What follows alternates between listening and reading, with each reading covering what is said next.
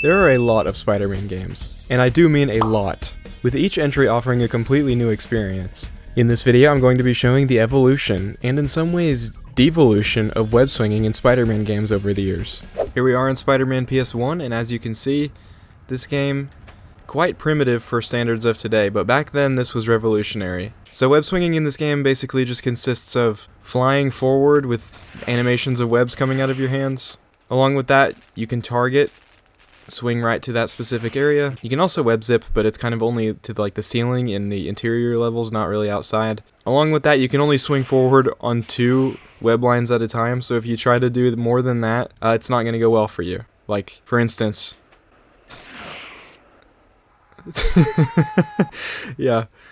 As you progress throughout the game, there will be these puzzles where you have to swing to these very specific spots. So this kind of web swinging where you're just brought forward instead of swinging based on physics and momentum actually kind of works in this game's favor. I cannot imagine a physics-based web swinging system trying to get to these specific areas. And with that being said, let's move on to Spider-Man 2: Enter Electro. Alright, here we are in Spider-Man 2. In this game, it kind of has the same web swinging system as the first one. You still die if you fall down to the street level. You still can only swing from 2 web lines. I kind of doubt they could have pulled off a physics-based swinging on the PS1 anyway, so I don't really mind it here. However, from the second mission onward, there are actually a handful of missions that take place down in the streets. So if there were going to be a physics-based web swinging, then this would be the place to implement it. I don't have much else to say about this, it's really just the same web swinging as the first game, so let's move on to the next game. Here we are in Spider-Man 2002. In this game's web swinging is quite similar to the first 2 games we covered here, except there are a few notable improvements like being able to hold down the swing button and swing super fast like this, being able to jump off and change direction immediately, and the web zipping feature is much more useful now where you can just zip straight across if you need to get somewhere quicker. Unfortunately, you still die if you go down in the streets, so it really would have been handy if there were a realistic physics-based system, and it's clear that the game's developers felt the same way, because a fully physics-based web-swinging system was actually being worked on at the same time this game was being developed. But the game was already too far in its development cycle to find a natural place to implement it, which leads us right into the next part of the video. Alright, here we are in Spider-Man 2, the game for PS2. Now this is where it gets interesting. This game finally implements a full open world and a completely physics-based web swinging, and if you ask me, this is still one of the best we've ever gotten. Throughout the game, you can purchase upgrades to swing even faster, and by the end of it, you're literally looping around like a pendulum around some of these flagpoles like this.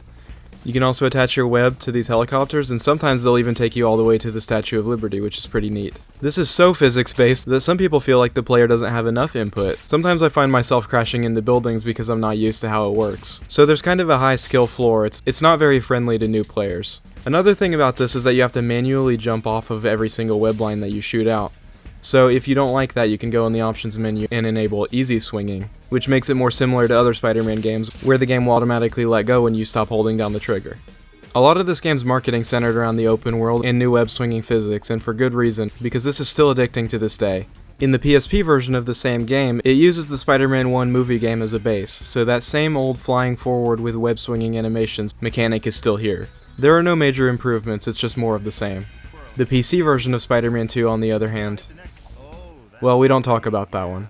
In the Ultimate Spider-Man game released in 2005, it brings back that same physics-based web swinging, but the player has a lot more input this time. You'll notice if I just sit still and then kind of move the analog stick, Spider-Man will move, whereas in Spider-Man 2, you have minimal input. It's all just physics-based. So it's a little bit more user-friendly in this one. You'll notice that Spider-Man's web lines are much closer to his body than they are in the other game, but that's probably because this game features Queens as one of the explorable areas, so they need you to be able to web swing in areas where there aren't very many tall buildings. If you check out footage of the older versions of this game from before it released, you'll notice that the physics-based web swinging is much stronger, resembling the Spider-Man 2 game a lot more closely.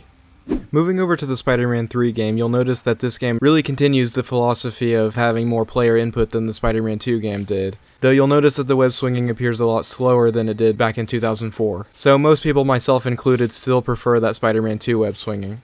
This is definitely better than that swinging from the clouds thing in the first game though.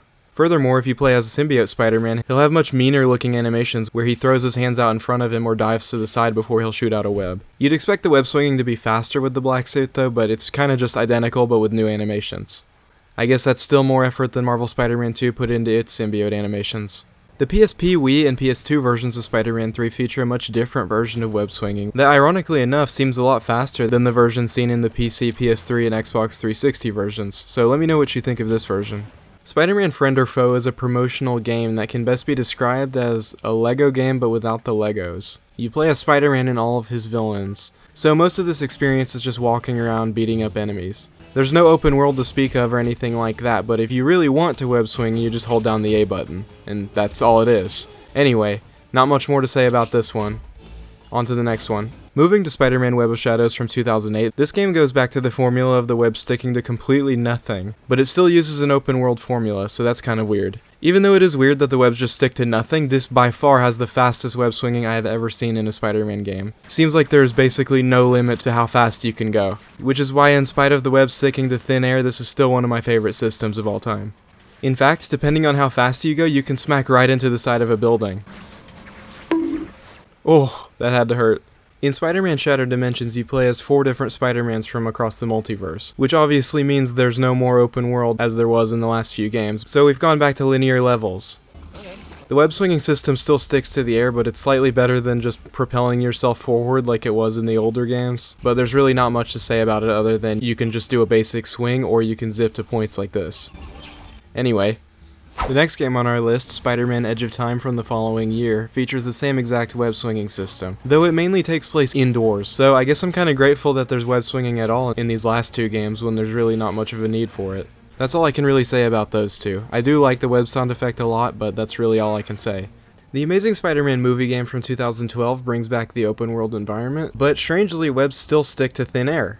It's really mind-boggling to me after we had such a great physics-based web-swinging system in Spider-Man 2 way back on PS2. But as these movie tie-in games go, this game was probably quite rushed. So I understand, but at the same time, making Spider-Man's main method of transportation an afterthought is kind of weird. In the indoor levels, there's a slightly different web-swinging system where you just propel yourself forward like in the PS1 games. I guess some things never change. Here we are in the Amazing Spider-Man 2 game from 2014. And this game kind of reinvented the wheel again for web swinging. Wow, I almost just got hit by that bus. A really cool idea this game had is that you can choose which hand to shoot your web out from, depending on which trigger you're pressing on the controller. It feels relatively small scale, especially when you compare it to the first game's web swinging, and it kind of just feels automated, not really physics based, but it is still pretty fun. And as I said in the video, there are much worse swinging systems out there, so this one is decent enough. Here we are in Spider-Man PS4 from 2018. This game's web swinging is kind of a return to form. When you really think about it, this is the closest thing there is to Spider-Man 2 back on PS2. And in my opinion, while it doesn't beat that game swinging out, it does come pretty close. You can do air tricks in between swings. It just feels a little slow, but other than that, it gets the job done pretty well, I would say. People did complain about the lack of speed, and that there's no great way to gain height between swings. All of which would be improved upon in the next game we're going to look at. If you ask me though, yeah, this game's web swinging could definitely be faster, but it's so nostalgic now, it doesn't bother me that much. In Marvel Spider-Man Miles Morales from 2020, the web swinging is clearly based on what came before in Spider-Man PS4. The biggest differences are though that you can do a Venom jump or Venom dash to gain speed or height. The air trick animations have a lot more personality to them, and overall web swinging just feels a little bit faster. I'm not sure if it actually is or if it's just the animations giving that impression, but it always has felt more satisfying to me in this game than back in Spider-Man PS4.